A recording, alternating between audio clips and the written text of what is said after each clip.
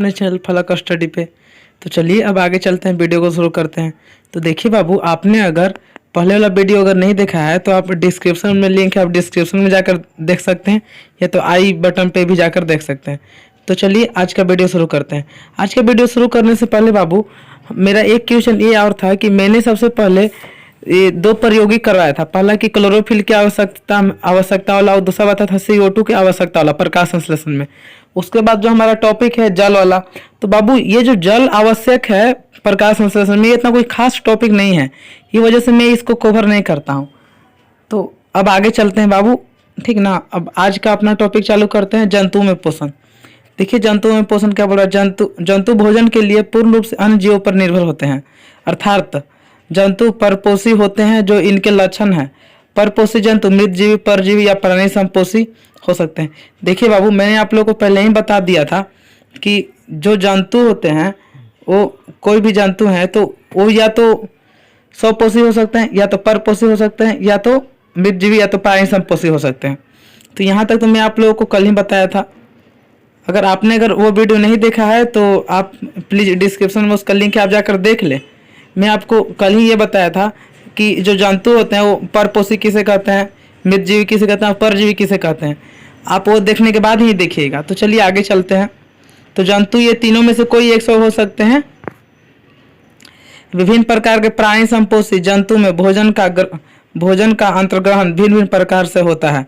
देखिए बाबू, अलग अलग प्रकार के जो हमारे प्राणी संपोषी जीव है। देखिए प्राणी संपोषी जीव किसे कहते हैं, एक बार मैं आप लोगों को बता देता हूँ।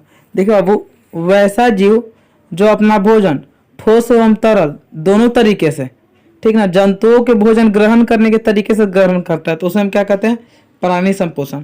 जैसे में जितना मनुष्य हो गया, कुत्ता हो गया, शेर हो गया, ये सब क्या है, प्राणी संपोषण है।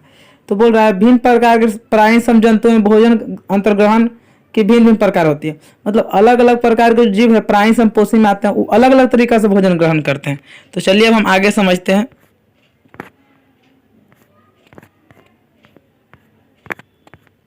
चलिए बाबू, देखिए बाबू, जंतुओं में पोषण पढ़ने से पहले हम एक कोष के जीवों में पोषण का अध्ययन करेंगे। देखिए बाबू, सबसे पहले हम डायरेक्ट जंतुओं में पोषण नहीं पढ़ेंगे। सबसे पहले तो हम एक कोष के जीव के बारे में पढ़ लेंगे। अब आप में से ज़्यादातर लोग ये सोच रहे होंगे कि सर एक कोष के जीव क्या है।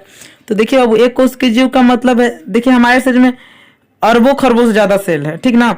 अब एक कोष के जीव का मतलब है जिसका शरीर सिर्फ एक कोशिका से बना हो, जो कि बहुत ज़्यादा छोटा हो। जैसे मैं आपको ये बता दूं, मान लीजिए कोई ये एक सेल है, ठीक ना, ये मान लीजिए कोई एक सेल है, ये कोई एक सेल है। तो ये जो जीव हुआ ये क्या है, एक कोष के जीव है। लेकिन जो हमारा शरीर है उसमें लाखों को सेल मिलकर बना है, ठीक ना। तो ये क्या है, कोई एक जीव है, ठीक ना। ऐसे एक जीव है, ये क्या हो गया, एक कोष की एक जीव हो गया, ठीक ना। तो उसी को बोला जाता है एक कोष के जीव। अब मैं बाबू एक कोष के जीव के बारे में नहीं बताऊं क्योंकि ये तो क्लास 9 में पढ़ना था। तो आगे चलते हैं बाबू। फिर भी अगर आपको ज़्यादा दिक्कत होगा तो बोलिएगा, मैं आपको बता दूंगा। तो एक कोष के जीव के बारे में देखिए, एक कोष के जीव के बारे में पढ़ने से पहले सबसे पहले अमीबा एक कोष की जीव है, तो अमीबा के बारे में पढ़ लेते हैं। और आपका बुक में जब आप आगे चलिएगा तो अमीबा के बारे में बताया भी है। देखिए अमीबा क्या बोल रहा है, अमीबा एक सरल प्राणी संपोषी जीव है। देखिए बाबू, ये क्या है, प्राणी संपोषी जीव है। यह मृदु जलीय एक कोशिकीय तथा अनिश्चित आकार का प्राणी है। अब देखिए बाबू, यहाँ दो प्रकार के कीवर्ड आए हैं। एक तो मृदु जलीय आया है, ऊपर से क्या आया है, एक अनिश्चित आकार के प्राणी है। देखो अभी इसका मृदु जलीय का मतलब जो कि जल में रहता है, जो कि मीठे जल में पाए जाते हैं, ठीक ना। और उसके बाद क्या बोल रहा है बाबू, अनिश्चित आकार के, मतलब इसका कोई आकार से मतलब निश्चित आकार नहीं है अमीबा का, ठीक ना। तो अमीबा के बारे में बोल रहा है ये प्राणी संपोषी जीव है और मृदु जलीय पाया जाता है और इसका कोई आकार निश्चित नहीं होता है। इसका आकार कुछ पादों के बनने और बिगड़ने के कारण बदलता रहता है। इसके शरीर में पोषण के लिए कोई विशेष रचना नहीं होती है, यह अपने कूटपादों की मदद से ही भोजन ग्रहण करता है।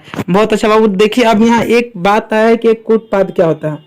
और देखिए आप ऑब्जेक्टिव याद रखिएगा, आपसे ये पूछ सकता है कि अमीबा अपना भोजन किसके सहारे ग्रहण करता है, तो ऑप्शन में रहेगा वहाँ कूटपाद, तो आपको कूटपाद मार देना है, ठीक ना। तो आगे चलते हैं बाबू, तो ऑप्शन में आपको क्या कर देना है, कूटपाद मार देना है।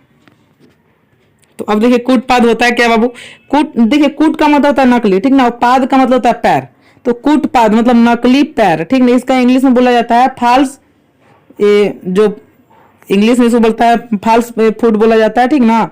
तो अब बाबू यहाँ तक तो आपको ये समझ में आ गया होगा कि कूटपाद किसे कहते हैं। कूटपाद का मतलब होता है नकली पैर, मतलब ये कोई अमीबा का कोई असली पैर नहीं होता है, ठीक ना। ये अब सिर्फ एक नकली पैर। अब आप लोग बोलेगे सर ये नकली पैर नहीं कुछ समझ में आया, तो आप लोग रुक जाइए, मैं आपको अच्छे से बताऊंगा। तो एक ऑब्जेक्टिव क्वेश्चन याद रखिएगा बाबू आप लोग कि अमीबा क्या करता है कि अपने कूटपाद द्वारा भोजन को ग्रहण करता है। चलिए आगे चलते हैं। अब देखिए जैसा कि आप चित्र में देख सकते हैं, देखिए बाबू यहाँ कुछ मैं अमीबा का चित्र देख रहा हूँ। अब देखिए कूटपाद क्या है, आप बोले थे ना, देखिए ये मान लीजिए ये कोई अमीबा का सेब है, ठीक ना। कोई अमीबा क्या सेब है, मान लीजिए ये कोई अमीबा है, ठीक ना। अब जो ये जो यहाँ पर जो आकृति जो ऐसे बना है, ये जो आकृति जो ऐसे बना है, ये आकृति जो आप ऐसे जो देख रहे हो, इसी को क्या हम बोलेंगे, कूटपाद। ये आप जो यहाँ देख रहे हो इसी को हम क्या बोलेंगे, कूटपाद, ठीक ना। ये क्या होता है, बदलते रहता है और बिगड़ते रहता है। जैसे मान लीजिए जैसे ही कोई अभी मान लीजिए इसका आकृति ऐसे है, अभी इसका आकृति ऐसे है, ठीक ना। जैसे ही यहाँ पर कोई भोजन देखेगा तो इसका आकृति ऐसा हो जाएगा। मतलब ये भोजन देखकर देखिए इसका ये जो इधर वाला भाग है ये बढ़ रहा है, ठीक ना, ये बढ़ रहा है। देखिए भोजन देखकर ये बढ़ेगा, ये बढ़ रहा है। अब देखिए, अब देखिए, ठीक ना। तो जैसे जैसे जैसे करेगा ये अपने जो इसका कूटपाद है, फाल्स फुट है, उसको क्या करेगा, मतलब कूटपाद को क्या करेगा, घेरते रहेगा और भोजन को अपने अंदर ग्रहण कर लेगा। आशा करता हूँ आपको समझ में आ गया बाबू। आप एक क्वेश्चन जरूर याद रखिएगा कि अमीबा अपना भोजन कूटपादों द्वारा ग्रहण करता है, ठीक ना। एक क्वेश्चन और याद रखिएगा कि अमीबा में परिवहन विसरण प्रक्रिया द्वारा होता है, मतलब अमीबा में उत्सर्जन विसरण प्रक्रिया द्वारा होता है, ये बात भी एक याद रखिएगा। चलिए आगे चलते हैं बाबू। अमीबा का भोजन शैवाल के छोटे छोटे टुकड़े, बैक्टीरिया, डायटम, अन्य छोटे एककोशिकीय जीव तथा मृत कार्बनिक पदार्थ के छोटे छोटे टुकड़े होते हैं। देखिए बाबू यहाँ क्या बोल दिया, यहाँ सबसे पहले आप ये देखिए कि एक तो बोल रहा है शैवाल, एक डायटम है। देखिए बाबू डायटम क्या है, एक कोशिकीय जीव है। डायटम क्या है, एक कोशिकीय जीव है, ठीक ना। तो आपको डायटम के ज्यादा ये मत सोचिएगा कि डायटम क्या एक कोशिकीय जीव है। कार्बनिक पदार्थ का मतलब बाबू आप लोग को मैंने पहले ही बता दिया था, ठीक ना। तो अगर नहीं, देखिए अगर आपको कार्बनिक पदार्थ में अगर डाउट है तो आप टेंशन मत लीजिए, ठीक ना। कार्बनिक पदार्थ का मतलब आपको मात्र यही रखना है जिसमें कार्बन के साथ हाइड्रोजन हो, ठीक ना, उसे हम क्या बोलेंगे, कार्बनिक पदार्थ। अभी आपको यही याद रखना है, जब आपको मैं केमिस्ट्री पढ़ाऊंगा तो केमिस्ट्री में इसको बहुत अच्छे से बताऊंगा। आगे चलते हैं बाबू। अमीबा में पोषण, अंतर्ग्रहण, पाचन तथा परिवहन प्रक्रियाओं द्वारा पूर्ण होता है। देखिए बाबू अमीबा में क्या बोल रहा है, देखिए मनुष्य में भी क्या होता है, सबसे पहले अंतर्ग्रहण होता है, उसके बाद क्या होता है, पाचन होता है, फिर क्या होता है, बहिष्करण होता है। ये प्रक्रिया द्वारा हमारे अंदर होता है। तो जितने भी मनुष्य है कि मनुष्य भी तो क्या है, प्राणी संपोषी है, और अमीबा भी क्या है, प्राणी संपोषी है।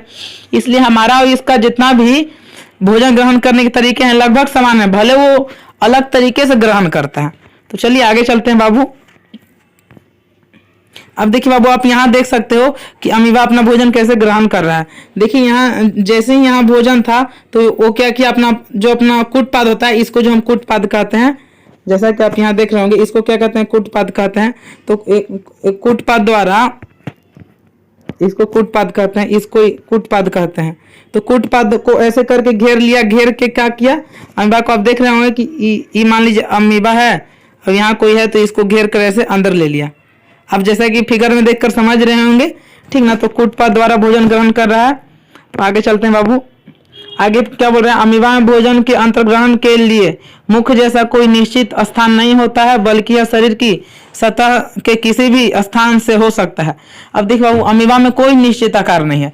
अब एक कोशिकीय जीव है तो कोई ऐसा भी एक कोशिकीय जीव होता है बाबू जिसमें निश्चित आकार होता है, लेकिन अमीबा में कोई भी निश्चित आकार नहीं है भोजन ग्रहण करने के लिए। तो चलिए आगे चलते हैं। ये देखिए बाबू जैसा कि एक और आप अमीबा का चित्र देख सकते हैं। भोजन जब अमीबा के बिल्कुल समीप होता है तब अमीबा भोजन के चारों ओर कूटपादों का निर्माण करता है। कूटपाद तेजी से बढ़ते हैं और भोजन को पूरी तरह घेर लेते हैं। धीरे धीरे कूटपादों के सिरे तथा फिर पार्श्व आपस में जुड़ जाते हैं। इस तरह एक भोजन रसधानी का निर्माण हो जाता है जिसमें भोजन के साथ जल भी होता है। अमीबा में भोजन का अंतर्ग्रहण। अब देखिए बाबू यहाँ देखिए क्या बोल दिया। सबसे पहले तो आप देखिए अमीबा बोल रहा है जैसे उसके करीब कोई आता है बाबू तो अमीबा क्या कर देता है, कूटपादों का निर्माण करता है। जैसे ही कोई भोजन के कण आता है तो अमीबा क्या करता है, कूटपाद का निर्माण करता है। अब कूटपाद के निर्माण के बाद अमीबा में क्या होता है बाबू, रसधानी होता है। क्या होता है, रसधानी। रसधानी सभी में होते हैं, भोजन रसधानी जहाँ भोजन रहेगा, ठीक ना। अब उसके बाद देखिए आप इसको ऐसे समझ सकते हैं और अच्छे से। देखिए अमीबा क्या कर रहा है, जैसे ही कोई इसके समीप आया कोई भोजन, तो ये क्या करता है, कूटपाद का निर्माण करना शुरू कर देता है, ठीक ना, अब घेरना शुरू कर देता है। आगे चलते हैं बाबू, आपको इसमें ज़्यादा टाइम नहीं लेना चाहिए क्योंकि ये कोई छोटा टॉपिक है, ज़्यादा बड़ा नहीं हमको करना चाहिए। देखिए भोजन का पाचन भोजन रसधानी में ही एंजाइमों के द्वारा होता है। देखिए बाबू अमीबा में जो भोजन का पाचन है वो भोजन रसधानी में ही होता है। किसके द्वारा होता है, भोजन रसधानी में।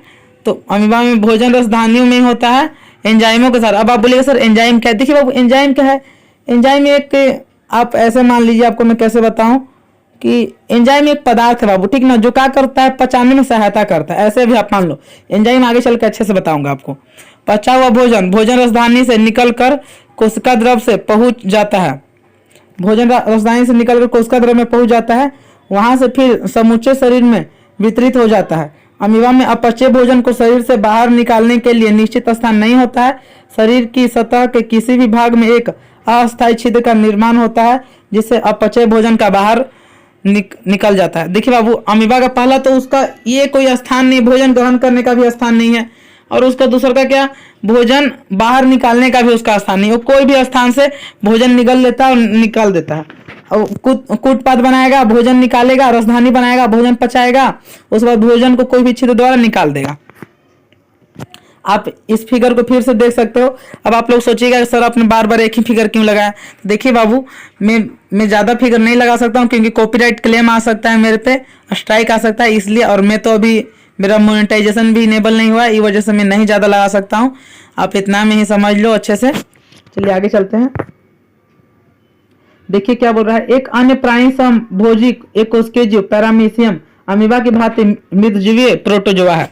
देखिए बाबू एक और जीव है जिसका नाम क्या है, पैरामीशियम, ठीक ना। वो भी क्या, वो भी मीठे जल में ही रहता है, मतलब जल में ही पाया जाता है। वो भी क्या, प्रोटोजोआ आता है। अब आप लोग बोले सर प्रोटोजोआ का है। देखिए प्रोटोजोआ का मतलब होता है बाबू जो कि एक कोशिकीय जीव जितने भी होते हैं वो लगभग सारे प्रोटोजोआ में ही आ जाते हैं। चलिए आगे चलते हैं। आपको इतना ही अभी आप रखिए, आप क्लास 9th में इसके बारे में अच्छे से पढ़ लिए होंगे। परंतु इसका आकार निश्चित होता है तथा इसका शरीर प्रचलन अंगक सिलिया।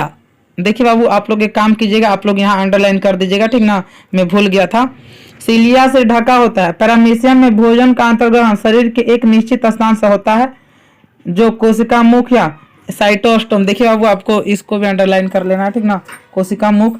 पहला तो यहाँ क्या बात बोला, पहला तो ये बात बोला कि जो अमीबा होता है उसका कोई भी निश्चित आकार नहीं होता है। फिर उसके बाद क्या बोला, लेकिन जो पैरामीशियम होता है उसका एक निश्चित आकार होता है।